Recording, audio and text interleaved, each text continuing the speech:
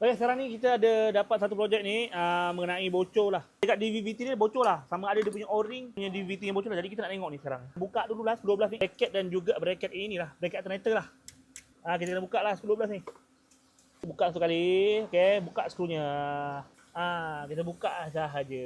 Buka lah dia punya lock lah. Okay. Yang ini dia dah modify masuk line punya DVVT Jadi dia kena washer besar lah. Okay, washer pun dah berminyak sebab apa? Dia bocor. Memang nampak kat situ bocor memang leaking ni Sebab kalau bar cover mesti keliling. Jadi ini DVVT sahaja. Buka satu kali. Okay. Tarik sikit. Kita buka sahajalah. Kita dah buka dia punya O-ring ni Kita dapati O-ring sudah kemek lah. Okay. Kita tukar O-ring dulu lah. O-ring ni yang murah. Cari O-ring ni. Ini pun tak ada bocor sebab kita dah cuci tadi. Okay, jadi lepas ni kalau bocor lagi mungkin kat DVVT Sebab apa kita dah tukar O-ring ni lah. Okay, sekarang kita beli O-ring ni lah. Okay, kita beli kat Pepak dia O-ring dia. Okay, ini O-ring silikon lah. Ini O-ring lama. O-ring lama ada lepeh sikit macam ada kembung sikit lah. Jadi kita masukkan terus lah. Okay, masukkan terus di sini. Okay, masukkan terus di sini.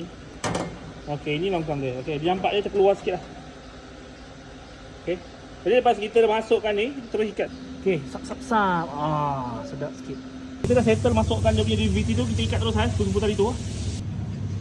Okey, kita masukkan balik nut dia, kita masukkan balik skru dia. Sama dengan kita masukkan. Okey, nanti kita masuk enjin. Lepas tu kasih owner lah.